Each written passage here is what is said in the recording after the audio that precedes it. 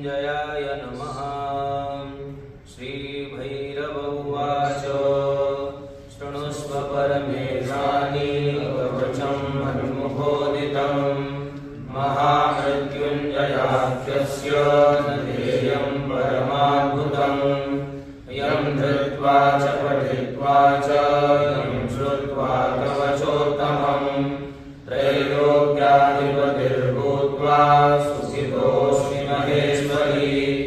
तदेव वर्णयिष्यामि तव प्रीत्या वरानने तथापि परमं तत्त्वं न दातव्यं दुरात्मने। ॐ अस्य श्रीमहामृत्युञ्जयकवचस्य श्रीभैरवऋषिः गायत्री छन्दः श्रीमृत्युञ्जय रुद्रो देवता। ॐ बीजं जूं शक्तिः सः कीलकं हौमिति तत्त्वं चतुर्वर्गफलसाधने पाठे विनियोगः। ॐ चन्द्रमण्डलमध्यस्थे रुद्रमालाविचित्रिते तत्रस्थं चिन्तयेत् साध्यं मृत्युं प्राप्तोऽपि जीवति। ॐ जूं सः ॐ शिरः पातु देवो मृत्युञ्जयो मम श्रीशिवो वै ललाटं च ॐ ह्रौं भृगो सदाशिवः नीलकण्ठोऽवतान्नेत्रे कपर्दीमेवतात् श्रुतिः त्रिलोचनो वताद्गण्डौ नासां मे त्रिपुरान्तकः मुखं पीयूषघटवृत्कोष्ठौ मे दत्तिकाम्बरः हनुं मे हाटकेशानो मुखं वटुकभैरवः कन्धरां कालमथनो बलं गणप्रियोऽवतु स्कन्धौ स्कन्दपिता पातु हस्तौ मे गिरिशोऽवतु नखान् मे गिरिजानाथः पायादङ्गुलिसंयुतान् स्तनौ तारापतिः पातु रक्षः पशुपतिर्मम कुक्षिं कुबेरवदनः पार्श्वौ मे मारशासनः सर्वः पातु तथा नाभिं शूले पृष्ठं ममावतु शिष्णं मे शङ्करः पातु गुह्यं गुह्यतवल्लभः कटिं कालान्तकः पायादूरु मे नखघातकः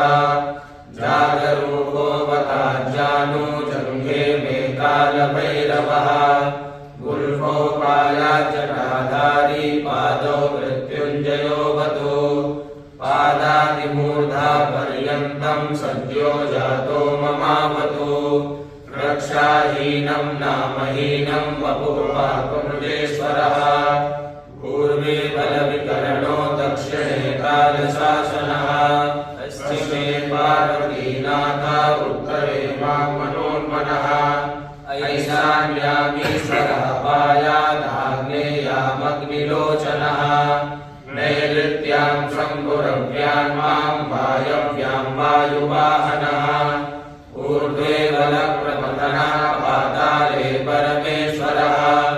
दशदिक्षु सदा पातु महामृत्युञ्जयश्च माम् रणे राजकुले द्यूते विषमे प्राणसंशये पायादों जों महारुद्रो देवदेवो दशाक्षरः प्रभाते पातु मां ब्रह्मा मध्याह्ने भैरवोऽवतु सायं सर्वेश्वरः पातु निशायां नित्यचेतसः अर्धरात्रे महादेवो निशान्ते मां महोदयः सर्वदा सर्वतः पातु ॐ जूं सः ॐ मृत्युञ्जयः इतीदं कवचं पुण्यं त्रिषु लोकेषु दुर्लभम् सर्वमन्त्रमयं तुल्यं सर्वतन्त्रेषु गोपितम् पुण्यं पुण्यप्रदं दिव्यं देवदेवादिदैवतम् यैदं च पठेत् मन्त्रं कवचं वाचयेत्ततः तस्य हस्ते महादेवी त्र्यम्बकस्याष्टसिद्धयः रणे कृत्वा चरेद्युद्धं हत्वा शत्रुञ्जयं लभेत् जपं कृत्वा गृहे देवी सम्प्राप्स्यति सुखं पुनः महाभये महारोगे महामारी भये तथा दुर्गे प्रयच्छे शत्रुसंहारे पठेत् कवचमादरात् सर्वं तत्प्रशमं याति मृत्युञ्जयप्रसादतः धनं पुत्रान् सुखं लक्ष्मीम् आरोग्यं सर्वसम्पदः प्राप्नोति साधकः सद्यो देवि सत्यं न संशयः इतीदं कवचं पुण्यं महामृत्युञ्जयस्य तु गोप्यं सिद्धिप्रदं गुह्यं गोपनीयं स्वयोनिव।